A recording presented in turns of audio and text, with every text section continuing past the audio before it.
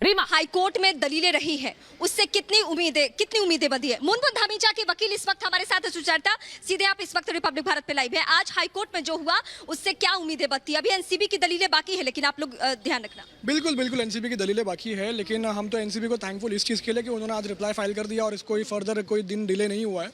अभी आज कोर्ट में जो है आर्यन की साइड से उनकी वकील की आर्ग्यूमेंट्स पूरी हो चुकी है। आरोपी नंबर 2 अरबाज मर्चेंट की आधी आर्ग्यूमेंट्स हुई है। उसके बाद कोर्ट ने पूछा कि आपको और कितना वक्त लगेगा, तो उन्होंने बताया लगभग आधे से पौना घंटा और लगेगा, तो इसलिए अभी कोर्ट को कंटिन्यूशन में कल रखा हुआ है हियरिंग के लिए। समय कोई बताइए?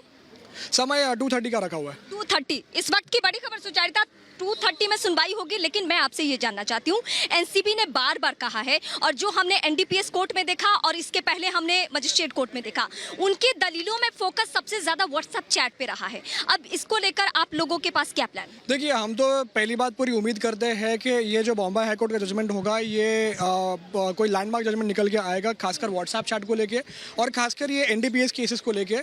और मेरी पूरी उम्मीद भी है कि सेक्शन 29 जो एनडीपीएस एक्ट का है, उस पर बॉम्बे हाई कोर्ट थोड़ा फोकस जरूर करेगा, क्योंकि 29 के ऊपर ही पूरा केस बनाया गया हुआ है। 29 को लेकर ही वहाँ रोहतगी साहब ने ये कहा कि ये धारा नहीं लगनी चाहिए। ये धारा नहीं लगनी चाहिए।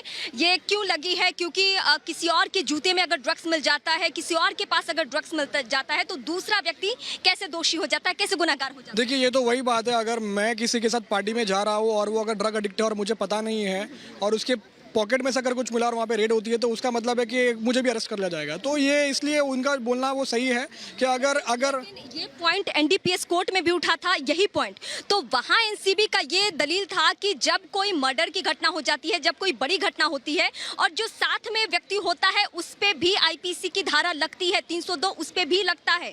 इस तरीके की बातें वहाँ पे हुई है। बिल्कुल, अगर मैं तो ये बोलता हूँ कि अगर वो धारा लगती है तो वो धारा को प्रूव करने का ओनस प्रोसिक्यूशन के ऊपर होता है, और अभी तक प्रोसिक्यूशन ऐसा कोई स्पेसिफिकली प्रूव नहीं कर पाई है कि किसी और के पोजीशन की वजह से, जो इफ एट ऑल कोई पोजीशन की वजह से किसी और को भी केस पे इन्वोक किया जाए। बिकॉज यहाँ पे जहाँ तक एनडीपीएस एक्ट की बात है, NDPS act is a special act. IPC जो है वो कानून ऑलरेडी बहुत वक्त से बना हुआ है, लेकिन एनडीपीएस स्पेशल एक्ट इसलिए बोला जाता है क्योंकि उसके लिए स्पेशल कोर्ट अलॉट होती है उसकी हियरिंग के लिए। और स्पेशल एक्ट इसीलिए क्योंकि काफ़ी सीआरपीसी की प्रोविजंस एनडीपीएस एक्ट के ऊपर एप्लीकेबल नहीं होती है काफ़ी हद तक। तो जहाँ तक ये जो पोजीशन की बात है, जो आप अगर पोजीशन जिसके पास है ही नहीं, और अगर इन केस अगर उसके फ्रेंड के पास भी अगर कोई पोजीशन है, अगर एनसीबी बोलती है इफ एट ऑल, देन उस एक पॉइंट और पहलू मुझे आपसे समझना है। चूंकि मुनमुन धामीचा के वकील होने के नाते आप शुरुआत से, चाहे वो मजिस्ट्रेट कोर्ट हो, एनडीपीएस कोर्ट हो या फिर आज बॉम्बे हाई कोर्ट, आपने सुनवाइयों को देखा है, आप उसका हिस्सा रहे हैं।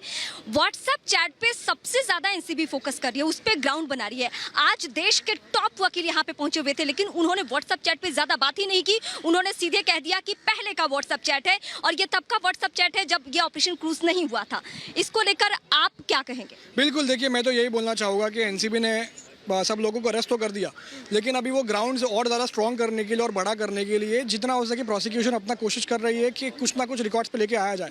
अब ये क्रूज की जो बात हो रही है, ये 2021 का टॉपिक है, और वो कुछ बात करे 2018 की चैट की, जहाँ पे कोई स्पेसिफिकली कोई किसी चीज़ के बारे में बात भी नहीं किया हुआ है। ये एक मिस इंटरप्रिटेशन किया जा रहा है एक व्हाट्सएप चैट और नॉर्मल मैसेजेस को लेके, जो दो दोस्तों के बीच में बात हो रही है।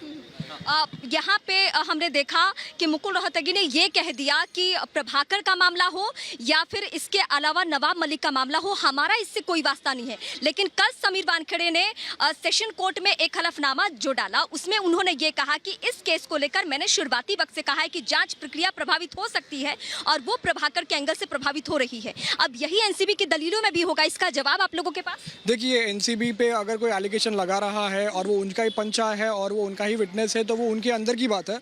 और जैसे कि आर्यन के वकील ने जो वहाँ पे बात रखी, मेरा पॉइंट ये है कि अब एनसीबी इस मामले को पुरजोर तरीके से रखेगी कि जांच प्रक्रिया प्रभावित हो रही है, जो आशंका उन्होंने जाहिर की। नहीं, वो तो डेफिनेटली उनका काम है कि वो लोग ये चीज़ बोले कि विटनेस को टैंपर किया जा रहा है। लेकिन मेरा सवाल सिर्फ यही है एनसीबी से कि अगर वो कोई भी डायरेक्ट प्रूफ लेके आए या इनडायरेक्ट प्रूफ लेके आए, जो ये प्रूफ कर सके कि किसी भी तरीके से कोई भी आरोपी की तरफ से या उनकी फैमिली की तरफ से कोई कनेक्टिविटी विटनेस के साथ है, तो definitely then they have a case. लेकिन अभी एज ऑफ ना हो, ऐसा कोई चीज़ सामने आई नहीं है। जहाँ तक समझ में आ रहा है, जो चीज़ें सामने आ रही है वो यही है कि उनका खुद का जो पंचा है, जो प्रभाकर सेल है, वो सामने से मीडिया में आके उन्होंने ये चीज़ सामने पुटअप किया हुआ है और इसीलिए महाराष्ट्र गवर्नमेंट ने उनको शायद जितना मुझे समझ में आ रहा है और पता चला है कि उनको प्रोटेक्शन भी ग्रांट किया हुआ है। एक आखिरी सवाल एक आखिरी सवाल मैं एक आखिरी सवाल आपसे पूछना चाहती हूँ। चूंकि कोर्ट में उस तरीके से बातें होगी और एनसीबी की दलीलें एक बार फिर से यहाँ पे शुरू होगी और आपको पता है कि एनसीबी फिर व्हाट्सएप चैट लेकर आएगी, एनसीबी फिर अनन्या पांडे के मामले को लेकर आएगी। उसके बाद कंक्लूजन में आप लोगों के पास क्या होगा जिससे कि हाईकोर्ट को आप कन्विंस कर सके कि बेल मिल जाए तीनों को? सुप्रीम कोर्ट जजमेंट है एक जो बोलता है कि अगर आप कोई भी इलेक्ट्रॉनिक एविडेंस के ऊपर रिलाई कर रहे हो तो आपको कुछ फॉर्मेलिटीज़ और कुछ मैंडेटरी प्रोविजंस फॉलो करने पड़ेंगे हैं। वो व्हाट्सएप चैट जो है वो इलेक्ट्रॉनिक एविडेंस के अंदर आता है, तो उसके प्रोविजंस को लेके और उसकी फॉर्मेलिटीज़ को लेके एनसीबी ने अभी तक वो चीज़ पूरी नहीं की है जो जजमेंट में, जैसे कि एग्जाम्पल 65B सर्टिफिकेट वो भी किया हुआ लगाया हुआ नहीं है।